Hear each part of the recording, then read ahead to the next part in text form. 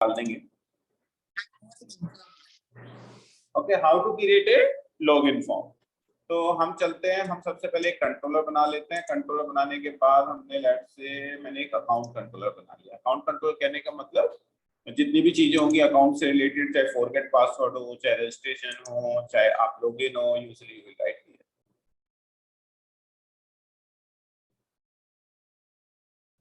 MVC5 controller and ACCOU entry account। Account controller के अंदर I will create a login method, login नाम का एक एक्शन मेथड।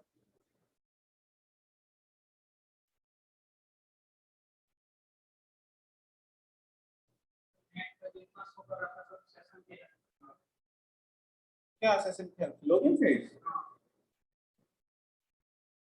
हम भी सेशन ही यूज कर लेंगे। ठीक, कहाँ यूज करेंगे पहले।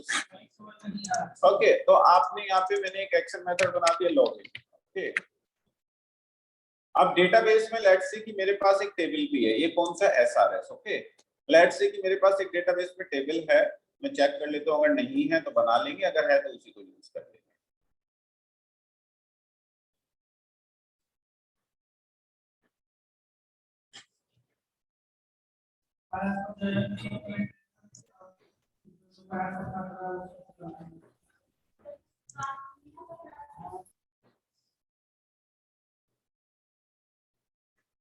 ओके, इतने दोबारा स्टार्ट हो, इतने हम इस पे चलते हैं बिना टाइम वेस्ट किए हुए अपने SRS। मुझे लॉगिन फॉर्म बनाना है तो उसके लिए मुझे एक लॉगिन मॉडल बनाना पड़ेगा। लॉगिन मॉडल मैंने बना लिया। Add model is just nothing, just a class. Okay, आपको एक क्लास क्रिएट कर दो। अब तो बहुत आसान लगने लगी थी, नहीं ज्यादा आसान तो नहीं। इससे आगे कुछ है भी नहीं इसमें, क्योंकि इससे आगे हमने प्रैक्टिस करने की कोशिश नहीं की। लॉगिन मॉडल, ओके, ऐड आपका लॉगिन मॉडल आपने क्रिएट कर दिया। इसके अंदर आपको पेज के ऊपर क्या दिखाना है, आपको पता है, दो टेक्स्ट बॉक्स दिखाना है, एक ईमेल का, एक पासवर्ड। तो you will create public string right. Sir, हाँ जी, तो मैं बोल रहा था कि अगर जो मॉडल आपने सर बनाया ना अभी, अगर मैं सर हाँ टेबल के थ्रू इस मॉडल को बनाऊं तो सर कोई इशू? ना कोई इशू नहीं, टेबल वाला बना दो। देखो अभी के लिए जो हम बनाएंगे ना, मैंने बताया था ना अगले 5 दिन में हम थोड़ी सी अच्छी चीजें देखेंगे। तो अभी के लिए तो डायरेक्ट बना लो, फिर जो टेबल के थ्रू बनाओगे उस मॉडल को हमें यूज करना है कि इस मॉडल को यूज करना है, देन वी विल सी कि कोड को थोड़ा अच्छे तरीके से कैसे लिखेंगे। अभी के लिए तो एक ही लेयर में मैं सब कुछ कर रहा हूँ, फिर आपको मैं अलग अलग लेयर में ये चीज करके दिखाऊंगा, इस कोड को उधर करेंगे। तो अभी के लिए टेबल वाले मॉडल को भी ले सकते हैं। Okay sir.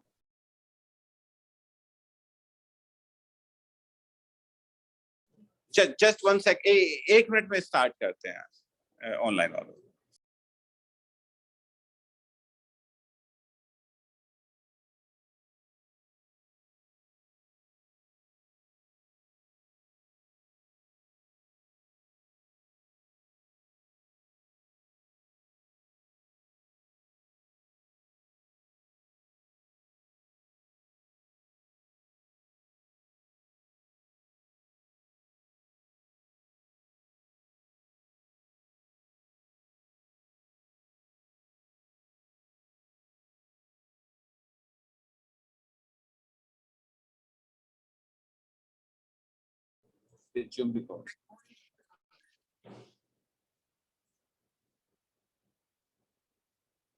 तो आपने एक इसके ऊपर आपको वैलिडेशन भी लगाने की जरूरत है। वैलिडेशन लगाने के लिए कौन सा नेम स्पेस यूज करते हैं निखिल सर? नेम स्पेस कौन सा यूज करते हैं? कंपोनेंट मॉडल के आगे ही बोलना है annotation sir. Component model dot data annotation. Component model तो लोगों ने बड़ी जोर से बोला, आगे बोला बस जैसे गाना गाते हैं ना, देख रहे हो। Anyway, let me create a view. Okay, design मैंने आपको दिया हुआ है, उसमें लॉगिन पेज का डिजाइन है, उसकी हेल्प से you can create. Now you know MVC5। Okay, यहाँ पे गए, हमने जाके यहाँ पे एक क्रिएट करने का फॉर्म बना दिया। हमने कहा कि we want to create this form with the help of the login model. This is the login model. Which master page you want to use, आपकी मर्जी, जो आपको यूज करना है कर लो। I am using the default master page जो कि शेयर्ड के अंदर है, लेआउट पेज। ओके,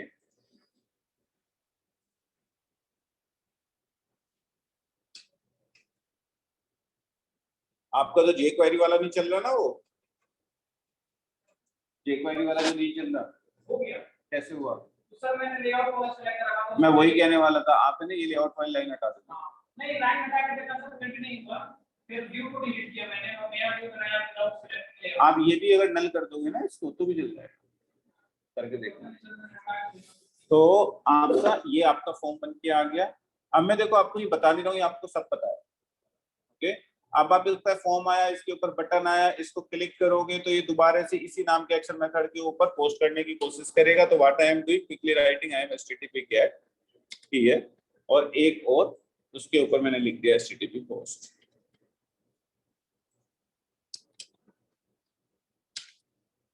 पोस्ट करने के बाद मैंने यहाँ पे क्या किया, एक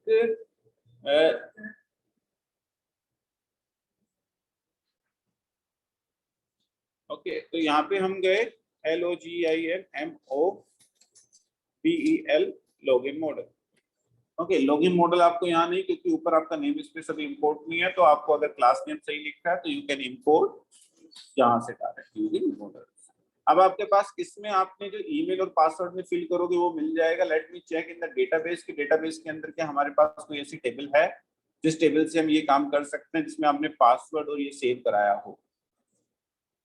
अगर सेव कराया होगा तो हम उसी पासवर्ड से चेक करा के यहाँ पे लॉगिन करा देंगे। नहीं है तो फिर एक टेबल में हार्ड कोड एंट्री कर देंगे हम, जिसके बेस पे फिर आप काम करोगे।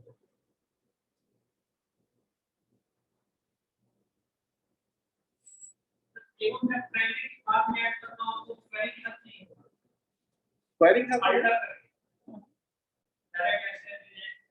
हो जाएगा। हाँ, तो उसकी एक सेटिंग होती है ना, सेटिंग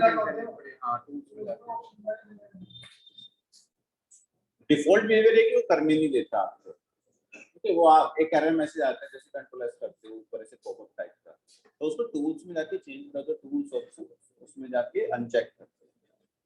तो डेटाबेस के अंदर एसआरएस के अंदर हम देख लेते हैं क्या किसी टेबल के अंदर हमने पासवर्ड या यूजर नेम लिया हुआ है, ईमेल और पासवर्ड।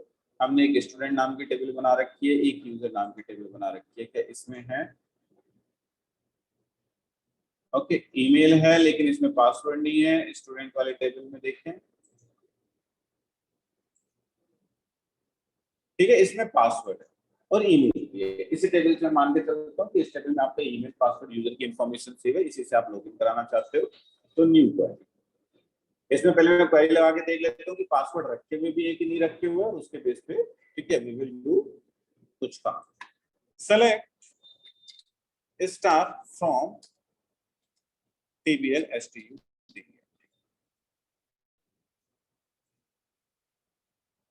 ओके, तो ये आपने इतनी सारी इंफॉर्मेशन रखी हुई है। तो इसमें पासवर्ड में जाके मैं थोड़ा सा चेंज कर देता हूँ, राइट क्लिक है, वही जो वही question. Okay, let's say password इसका है इंडिया। ओके, इसका है abc@123। ओके, ये और तो सब फर्जी एंट्री पड़ी हुई है। ओके, लेट्स से इसी को लॉगिन करके देख लेंगे हम। ओके, कंट्रोल एस, तो आपके पास ये पड़ा हुआ है, करेक्ट। अब हमें लॉगिन करना है कि हमारा डेटाबेस में जाके लॉगिन हो जाए, किसी भी यूजर का लॉगिन हो जाए, वो तो फर्जी एंट्रीज है। तो let me jump to here. मेरे पास TBL स्टूडेंट का मैंने पहले से ले ही रखा है, तो आप कैसे करोगे, यूजिंग TBL, सॉरी क्या है डेटाबेस का नाम, SRS। तो एक SRS एंटिटी करके आपको मिला होगा, OBJENTITY = new SRS entities. Okay, using के अंदर क्यों ऑब्जेक्ट बनाते हैं हम, बहुत बार ये क्वेश्चन आपसे पूछा जाएगा, कौन बताएगा मुझे, पूछा गया था?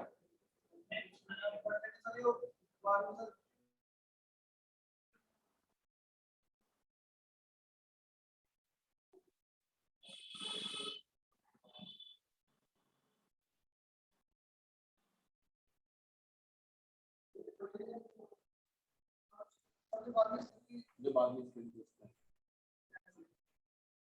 ये छान से था। तूने बस्सी को ही फेल करते। बस्सी देखा? कौन सा वाला देखा? फर्स्ट आ रहा है। ओके, तो मैं बताऊं सर, यूजिंग करने का मतलब ये ऑब्जेक्ट ऑटोमेटिकली इस लाइन पे आके डिस्पोज हो जाएगा। Whatever object you create inside उसके अंदर, तो वो ऑटोमेटिकली डिस्पोज हो जाएगा। ओके, कोई विवेक सर, कोई मुझे पिंग कर रहा है।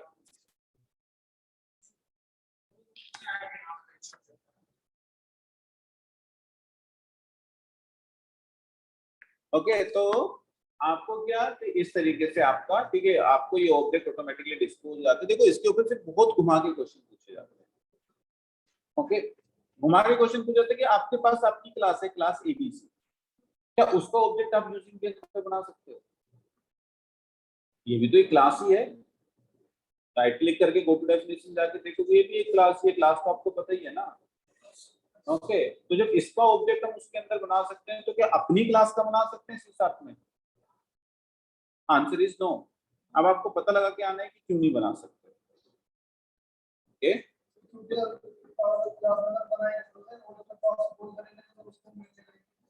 डिमांड नहीं होते, पढ़ के आना है। बिल्कुल सरासर गलत है। ओके, इसमें 0.1% सच्चाई। तो हमारे पास क्या है कि हमने ये बना दिया। इसके बाद हमें क्या करना है, ठीक है, डेटाबेस के पास जाना है, टेबल के पास। इसके अंदर मेरे पास ईमेल और पासवर्ड है। मुझे चेक करना है डेटाबेस में क्या कोई ऐसा रिकॉर्ड है जिसका ईमेल और पासवर्ड इसके ईमेल और पासवर्ड से मैच हो रहा है। ओके, तो हम चेक करेंगे obj entity dot tbl students dot where s dot email is equal to, किसकी ईमेल है? lm dot email है, एंड पासवर्ड जो है s dot पासवर्ड जो है वो lm dot पासवर्ड है। ठीक है, इसके अंदर स्टूडेंट्स के अंदर पासवर्ड करके भी होगा कुछ, या नहीं? क्यों नहीं दिखा रहा है?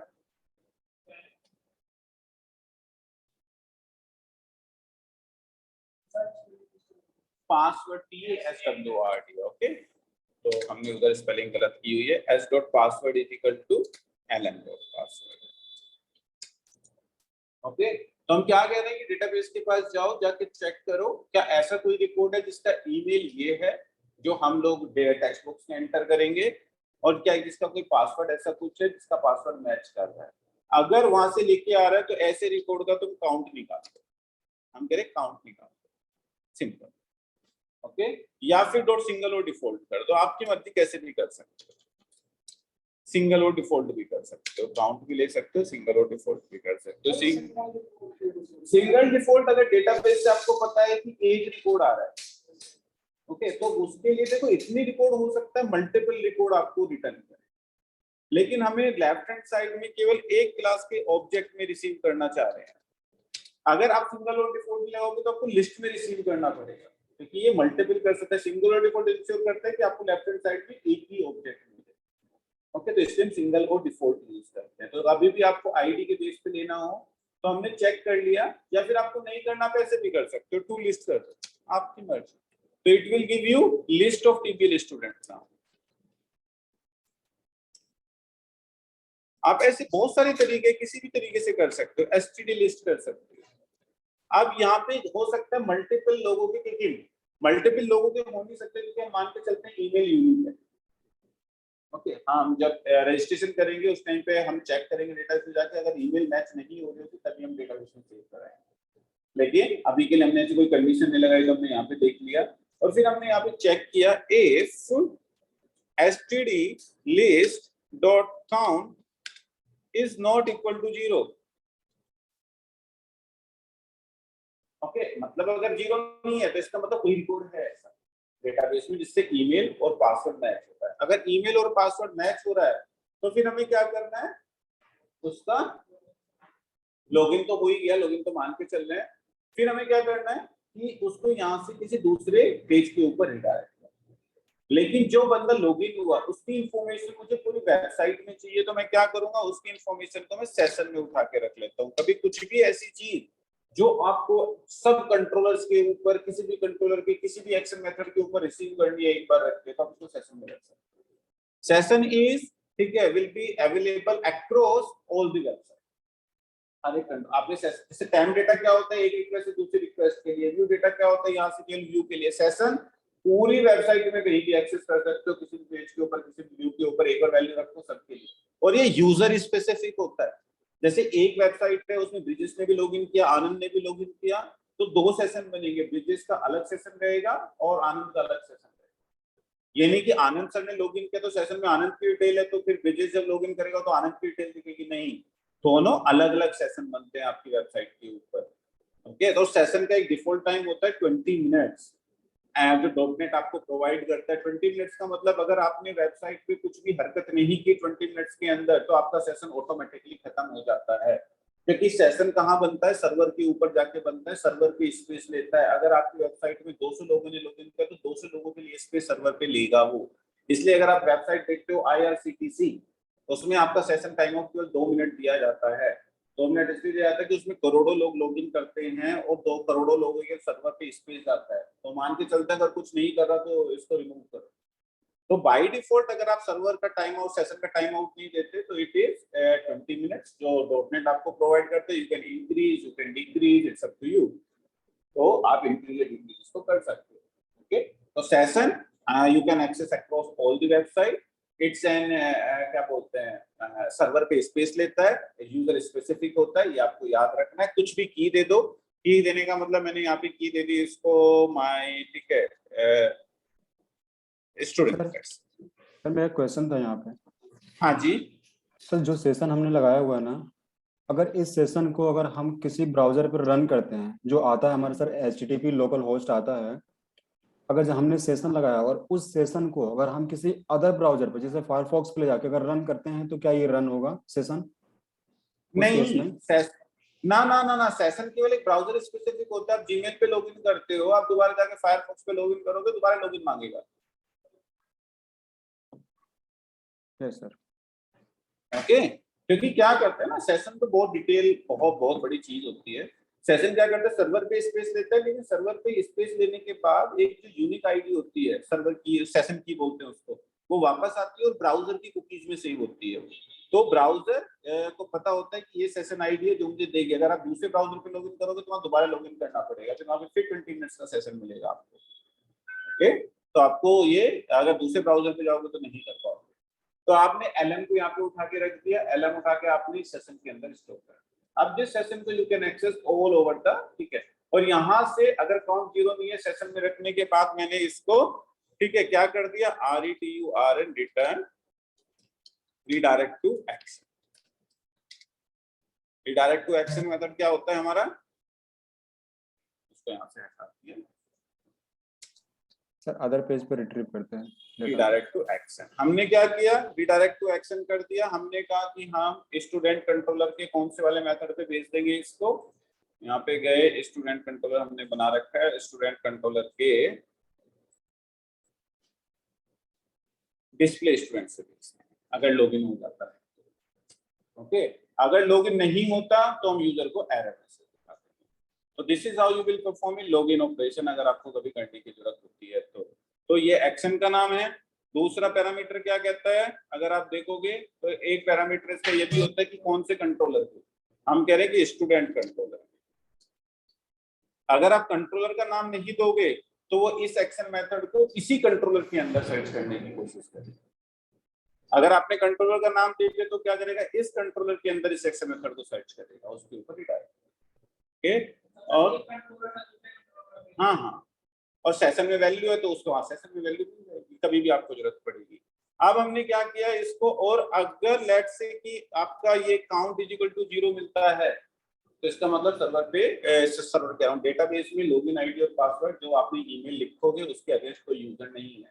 तो हमें यूजर को एक मैसेज दिखाना है, तो व्यू बैग में रख लो, view bag dot error message, और एक मैसेज दे दो, ठीक है, either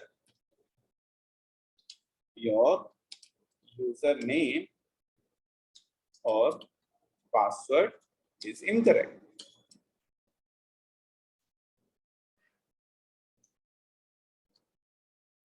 password is incorrect. Sir आपने ईमेल लिया हुआ है। हाँ मतलब जो भी मैसेज देना है आपको, ईमेल और पासवर्ड पासवर्ड। तो आप इस तरीके से यू कैन प्रोवाइड कुछ मैसेज यहाँ पे, और फिर आप क्या कर सकते हो, फिर यहाँ से आप रिटर्न व्यू कहने का मतलब वही लॉगिन वाला। तो देखो दैट्स व्हाई, ठीक है, जो एक क्वेश्चन भी मैंने डाला था कि एक्शन रिजल्ट क्यों लिखते हैं, अगर आपके पास मल्टीपल कंडीशन है, आप देखो यहाँ से कुछ और रिटर्न करा रहे हो, यहाँ से कुछ और रिटर्न करा रहे हो, तो आप एक्शन रिजल्ट लिख सकते हो। अगर आपने व्यू रिजल्ट लिखा होता तो यहाँ से हो सकता है कुछ और आपका जा रहा होता रिडायरेक्ट टू एक्शन रिजल्ट, तो फिर आप यहाँ पे रिटर्न टाइप में लिख पाते, इसलिए हम पेरेंट क्लास का नाम लिख देते हैं कि हो सकता है कंडीशंस के बेस पे आप अलग अलग टाइप की चीजें रिटर्न करा। ओके, तो अब आपका ये काम हो गया। लेट्स से कि चेक कर लेते हैं कि काम कर रहा है कि नहीं कर रहा, ब्रेक पॉइंट लगा आपको पता लग जाएगा। छोटा सा काम करना था, आपको हमने कितना 24 घंटे का टाइम दिया था।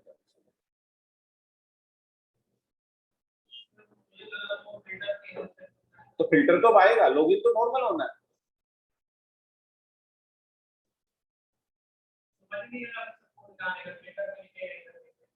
हाँ हाँ, फिल्टर मैंने बताया ही नहीं अभी। हाँ, तो वो लॉगिन के लिए था ही नहीं, ऑथेंटिकेशन फिल्टर तो बनाएंगे हम।